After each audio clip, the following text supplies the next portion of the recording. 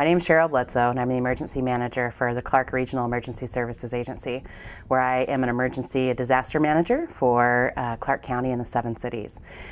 We have a very transparent, open way that we deal with the community. We want to learn how people engage with preparedness, how they become more resilient and able to handle disaster services. So we've used social media to really open up the channels, to really begin to ask the questions of what are you doing and how can we help you as an agency. So open leadership to me means being open and willing to not only speak to the community, but also to listen to the community. And that's been huge for us. Opening up those channels of listening really allow people to begin to communicate and engage with us in ways that they hadn't before. For me, sort of the open social economy means being able to relate more globally with other emergency managers and peers in my sphere. And so it allows me to not only connect with people around me, but those states and internationally as well as nationally, be able to throw a question out into the world and to be able to get some answers on it right away. So it gives us better ideas, more creativity, more things we hadn't thought about.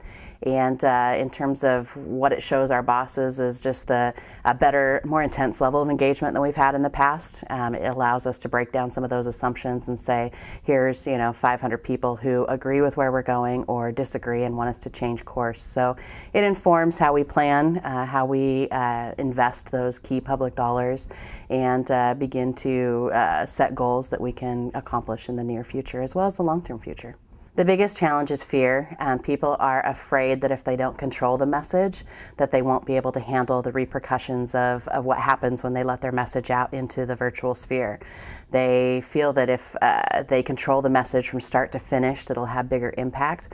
But the reality is, if you let go of that message, then it has a lot more power, a lot more potential to reach more people and actually engage a different sort of answer and different sort of outcome.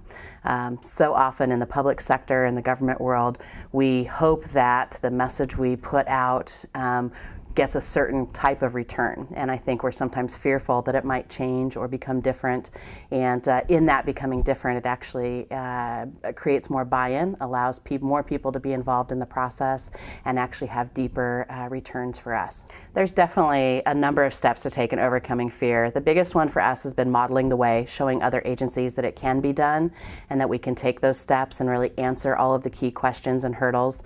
Our social media implementation has taken years. We've been involved in this process for 3 years. It took us about 6 months even to get a blog off the ground, but we stepped through all of the hoops, made sure we answered all of the questions of our legal departments, our HR departments, and our AT departments as we were moving through the process, and just modeling it, so showing that we can do it, and also explaining what the returns are for our agency has been huge. Trying to capture some of those returns is often really hard, but being able to say that we were able to recruit more volunteers, that we were able to get a message out more quickly, be able to influence and engage people in doing preparedness activities really has worked wonders for our personal implementation.